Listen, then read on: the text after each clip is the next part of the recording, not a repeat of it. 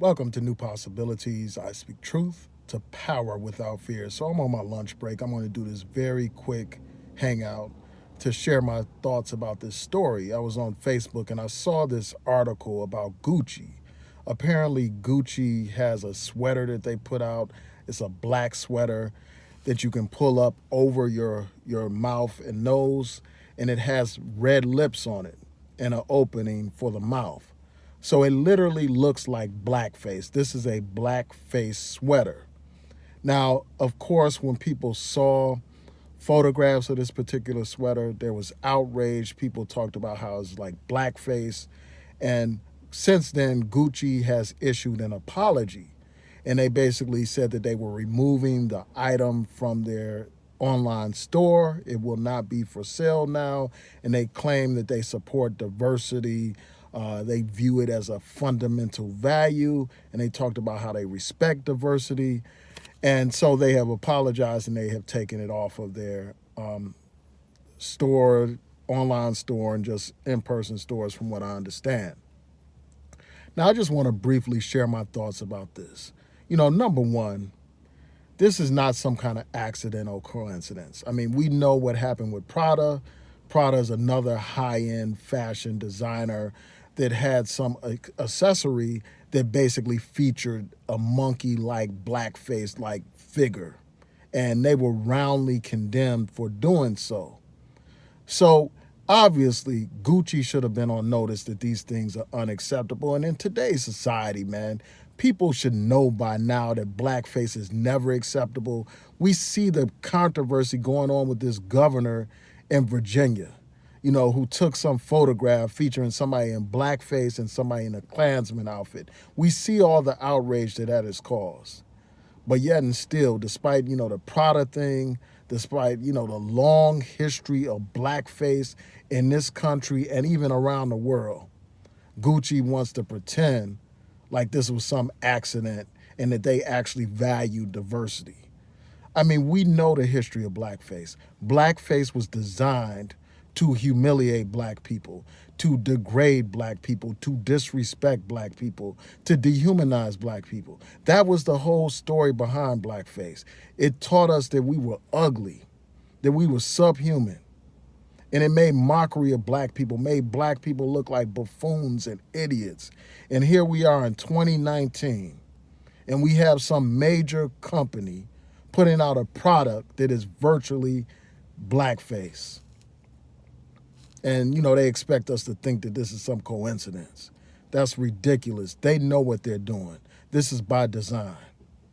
You had Prada, and then you had this company H&M who put out some T-shirt or sweatshirt or whatever, hoodie, where they had a African-American or a black boy featured wearing this hoodie, and the hoodie basically said, coolest monkey in the jungle. These people know what they're doing.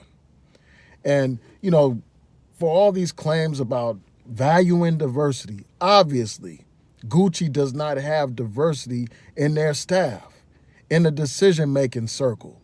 Because if somebody who was black was in that circle when they decided to put out that particular sweater, a black person would have pulled their card. A black person who has knowledge of self would have told them about the history of this shirt and, of blackface and all that kind of stuff, and would have told them that it's obviously not acceptable for them to sell such a product. So clearly, the people making the decisions at Gucci are white. I doubt that they have any black voices at the table. And when you have situations like this, where you have all the decisions made by white people, black people's interests and concerns are basically rendered invisible and non-existent. So they could put out a product like this that disrespects black people, that harkens back to the Jim Crow era. This is insane that you have something like this out nowadays. And the sad thing is, black people value these things, these brands more than other people. A lot of times we view our self-worth based on how many of these so-called designer clothings we can acquire, what kind of designer brands we're wearing. Like if we're wearing Gucci or if we're wearing polo, or we're wearing Timberland or something like that. We place a premium on these things. We define ourselves based on our ability to buy these white man's products. When these same people that we're trying to emulate, these same people we're trying to imitate, and same people we're trying to uh, look like and dress like and stuff like that, when these people don't give a damn about us, man. Gucci don't care nothing about no black people, and black people running around trying to value themselves based on their ability to buy and wear Gucci. You got a rap artist that even goes by the name Gucci. And these people are showing you that they don't give a damn about you by putting out such a product, by putting out a product that depicts you as a blackface monkey or something. They're showing you utter disrespect, but yet you will still go out here and buy this stuff. I'm sure that despite all this controversy, people are going to still buy Gucci, just like people are still buying Prada after they put out that racist ass accessory depicting black people as monkey-like creatures with bright red lips and super dark skin, and we wonder why our people had these colorism issues. Man, so this is crazy, man. So before I go, I'm just going to see what you all are saying, man. I just think that we need to stop supporting these products. And this whole thing just reminds me of how, like, we will continue to support things that are against us. We will continue to go to, for instance, NFL games, watch NFL games, even though they've shown you that they don't give a damn about you. When they crucified and blackballed and blacklisted the brother Colin Kaepernick, they told you that they don't give a damn about no police brutality. In fact, they said, well, we're going to make an example of this Negro out here trying to speak out on issues by blackballing him and, colluding against him. But yet and still, black people are still going to these games, still watching these games, still wearing and buying NFL merchandise, just like black people are still going to be wearing Gucci after this controversy. So that's all I had to say before. So before I go, I'm just going to see what people are saying. I want to thank y'all for tuning in. At this point, man, they can't claim ignorance after all this controversy involving blackface. And this whole blackface thing is not just limited to the United States. You got people wearing blackface in China and stuff. You got one country in Europe where they actually they have a mass celebration with all these people wearing blackface, making mockery of black people.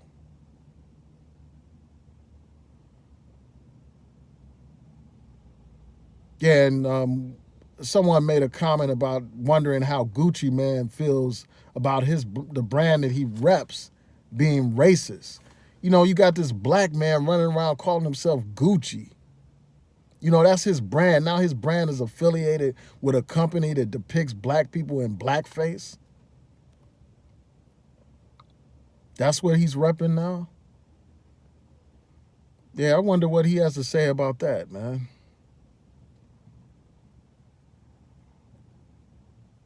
Yeah, shout out to everybody in the chat room. This is going to have to be super quick because I got to get back to work. I'm on my lunch break. Yeah, so JJ asks why people don't support black companies like Sean John or Rockaware, and he mentions what happened to Fubu and Karl Kanai.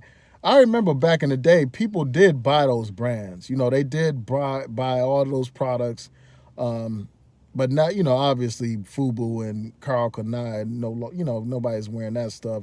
And people don't even wear no Rockaware anymore and stuff like that. Some people still wear some Sean John, like the business wear and stuff like that. I, in fact, wear some of his stuff. And I think that we need to support companies that provide quality products, African-American companies. And then sometimes you had a situation where a lot of these companies are front companies where they put a Negro out front, but it's really designed by white people, funded by white people and controlled by white people.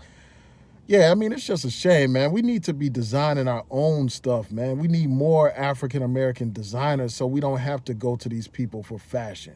I mean, we are some of the most fashionable, trend setting people on the planet. Surely we can develop our own companies to design clothes for ourselves, man.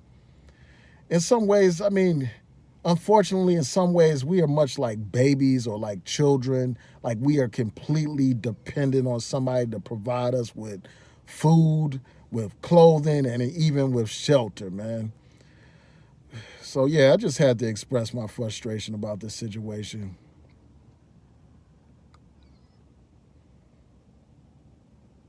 And I think part of this is to, just to generate controversy. Like generating controversy brings attention to products. Like even if it's bad news, you've heard the saying, um, "There's no such thing as bad news." All publicity is good publicity and stuff like that. And that may be part of the motivation behind this, but it's just absolutely ridiculous that you have a company using these kind of blatantly racist symbols and then expecting us to be dumb, thinking that we're stupid or something, that we were born yesterday and we're going to buy their excuse that they didn't know it was racist or whatever. And that it was, that they value diversity, man. Get the hell out of here with that stuff.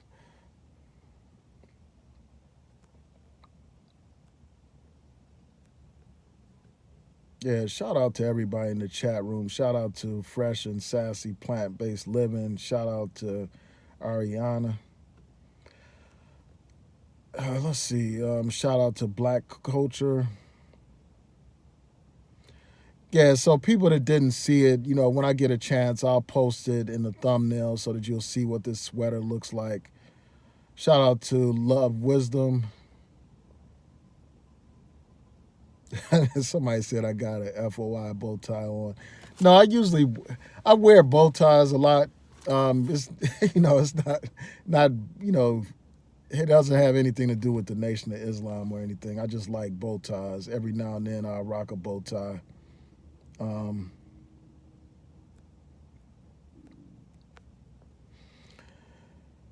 yeah, so Love Wisdom said exactly. It's just what Prada did last year. It's to boost sales. Yeah, so that may be the situation. But anyway, I want to thank you all for tuning in. Please rate, comment, and subscribe. Also, I wanted to let you all know again about my Black History series on my Instagram, my art Instagram channel, the Osaka Gallery. I will post a link in the comment section to that particular Instagram page so that you can follow it. Each day during Black History Month, I'm posting another drawing that I did of a historical black figure. So I hope that you all can check that out. And tomorrow I'm going to post a drawing that I did of LeBron James, and I'm really proud of it. It's like I'm still working on it, but I think it's going to be one of my better pieces. So I hope you all could check that out. Like my Facebook page, the Osaka Gallery, and my New Possibilities Facebook page, and follow my page on Instagram, the Osaka Gallery. So, yeah, I want to thank you all for tuning in. And later on tonight, I'm going to post a poem that I actually wrote. So, y'all look out for that. And I want to hear from y'all. So, please rate, comment, and subscribe. Hit that notification bell so that you'll know when I post new content. Peace.